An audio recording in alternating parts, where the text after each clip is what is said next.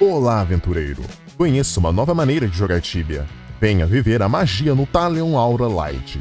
O mais novo servidor alternativo no PVP produzido pela equipe do Tibia BR veio para superar as suas expectativas, oferecendo acesso total, staff profissional, rates de loot e XP maiores, atualizações contínuas para tornar sua experiência épica e sem limites e muito mais. Crie sua conta agora mesmo e viva uma experiência única. O que vocês acham da postura da Cipsoft em relação aos mistérios no jogo?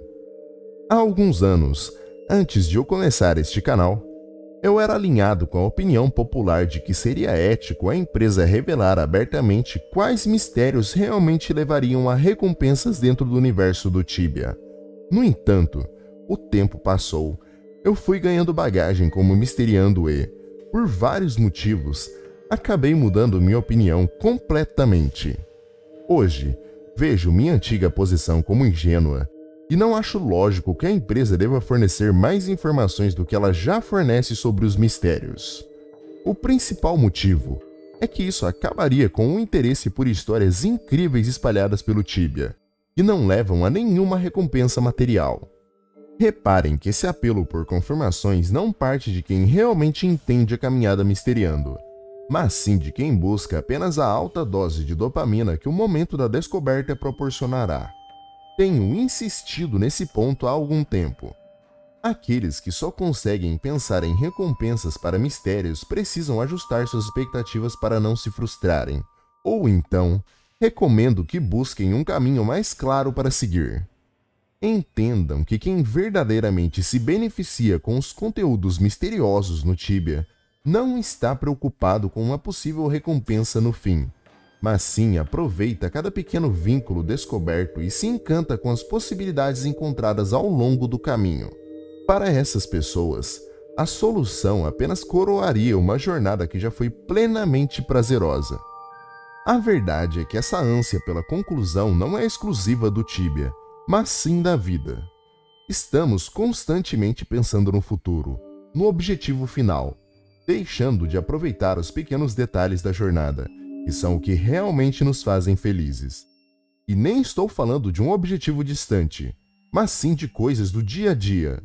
Vou encerrar essa reflexão por aqui, pois já foi o suficiente para que vocês compreendam meus pontos. Pois bem, apesar de não querer e nem acreditar que um dia a Cipsoft revelará abertamente quais mistérios levarão a recompensas, acredito que eles já mostraram indiretamente que alguns mistérios não estão alinhados com as expectativas dos jogadores. E lamento dizer, mas segundo a minha interpretação de um conteúdo recente introduzido no jogo, a Cip deixou claro que não existe um enigma que fará com que alcancemos a Sword of Fury. Antes que eu explique tudo, peço que não esqueçam de deixar o like e se inscrever no canal.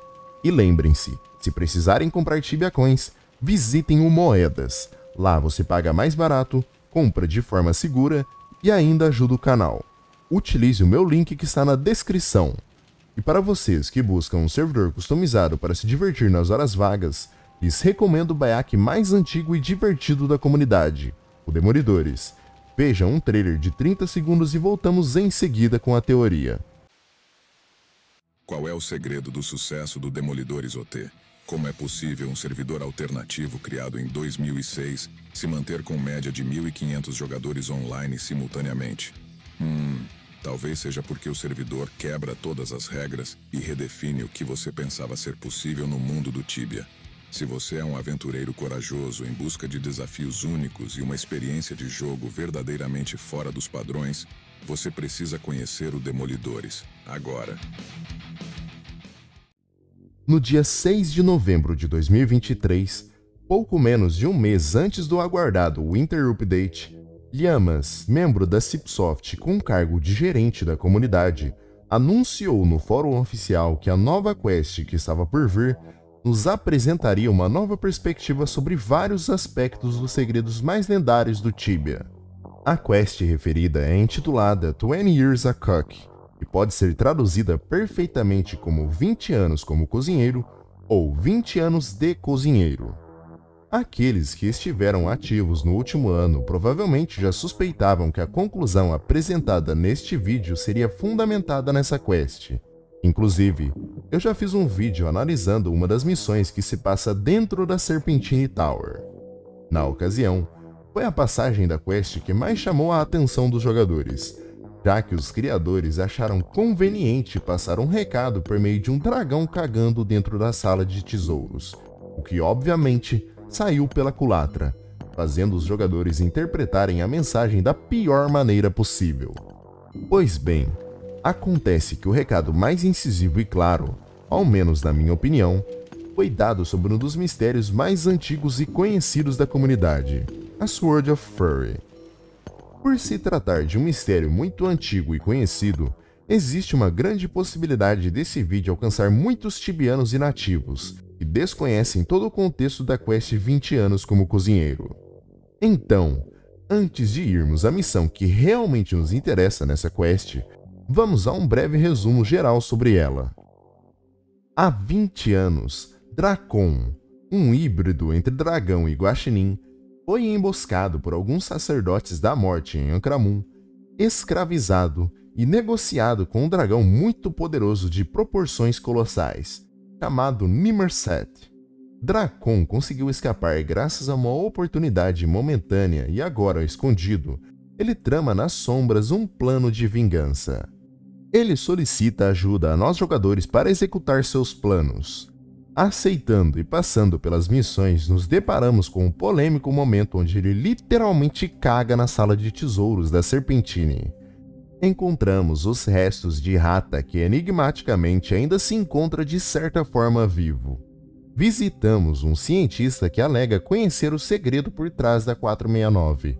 Acessamos a enigmática Poison Tower de Edron. Salvamos Hookguard de uma invasão de Bull Towers. E, o ponto que nos interessa, alcançamos a Espada da Fúria. Esse fatídico momento acontece na missão 3, onde Dracon nos manda até o lar de Fryklops. Fryklops é o mestre cozinheiro de Nimerset e cruel capataz de todos os cozinheiros escravos. Um ciclope com a pele quase impenetrável por ser constantemente queimada por óleo de fritura. Sua resposta para qualquer coisa relacionada à culinária era Frite. Por isso ficou conhecido como Fryklops. Dracon ouviu dizer de seu amigo Bozo que Fryklops estava morando em uma ilha ao norte de Carlin, na qual ele se divertia tentando afundar algumas embarcações. Dracon também soube por terceiros que Fryklops havia recebido uma grandiosa recompensa de Nimerset por seus serviços prestados. Era uma máquina estranha, capaz de recuperar itens em qualquer lugar do continente. Sabendo disso, Dracon percebeu a oportunidade de colocar suas patas em tal relíquia e ainda como bônus, punir Fryklops de alguma forma. Por isso, ele nos enviou em uma missão para derrotá-lo e roubar a poderosa máquina. A informação estava correta. Fryklops realmente estava em uma ilha ao norte de Carlin. No entanto, ele é imune a tudo que jogamos nele, muito provavelmente por sua pele impenetrável, o que nos força a buscar outra maneira de derrotá-lo. Por sorte, descobrimos uma catapulta em sua ilha, provavelmente usada por ele para atacar os barcos. Foi quando o feitiço se virou contra o feiticeiro. Atraímos Fryklops até a catapulta, ativamos o mecanismo e o lançamos pelos ares, unindo com sucesso o desprezível Fryklops e ficando com acesso livre à sua estranha máquina que se encontra no porão. Infelizmente, a máquina está inutilizável devido ao uso completo de suas cargas por Fryklops. No entanto, Dracon descobre uma forma para resolver esse problema e nos envia a Poison Tower em Edron para obter alguns cristais. A missão é um sucesso. Dracon finalmente consegue fazer a máquina funcionar, nos concedendo a honra de acionar a alavanca e iniciar o processo que resultará no surgimento de algumas relíquias. O primeiro item a surgir no procedimento é um par de Worn Leather Boots. Continuando o procedimento, uma Fire Sword aparece. Dracon ainda não está satisfeito e pede que continuemos com o mecanismo. O próximo item a surgir é a incrível Crown. que também não satisfaz Dracon, resultando em vaias. E então, até um Ferumbras Hatch surge, surpreendentemente também não agradando Dracon. Quando parecia que nada iria impressionar Dracon, um item inesperado surge, a enigmática Sword of Fury. Dracon fica desesperado ao ver a Sword of Fury retirada de seu lugar, e temendo graves consequências, nos pede com urgência que a devolvamos para o seu lugar de origem. Prestem bem atenção a partir de agora e vocês irão entender tudo. Depois de realizar novamente o procedimento nas alavancas na intenção de devolver a espada ao seu local de origem, algo dá errado e o pior acontece. A Sword of Fury se quebra bem à nossa frente. Vejam que interessante. Após Dracon se recompor em seu covil, ele tem a ideia de contornar o problema substituindo a Sword of Fury por uma Spike Sword comum, que tem aparência idêntica, e assim ele o faz. Há décadas, muitos jogadores se deparam com a mecânica que faz com que a Sword of Fury desapareça, acreditando ser um passo importante em direção à sua quest. Na realidade, até mais do que isso. Essa mecânica sempre foi vista como o principal indício de que existe realmente uma quest para obter a espada, já que, ao desaparecer de lá, por lógica todos imaginavam que ela deveria surgir em outra parte de Rookguard, onde seria a suposta continuação da quest. Bom, de fato ela foi enviada a outro lugar, mas muito longe do que as pessoas sempre imaginaram. Inclusive, foi a partir dessa premissa que surgiram algumas teorias populares que muitos jogadores ainda acreditam até mesmo nos dias de hoje. Uma das teorias é que a maré sobe e faz a espada ser engolida pelas águas, criando a possibilidade de resgatá-la com uma vara de pesca nos pisos inferiores, em um trecho da caverna dos Trolls onde encontramos uma estranha cachoeira.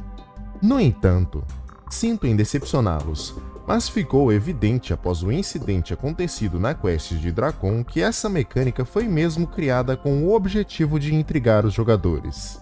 O que aconteceu de fato no momento onde a Sword of Fury desapareceu da ilha foi que ela foi resgatada por nós através da estranha máquina de Fryklops.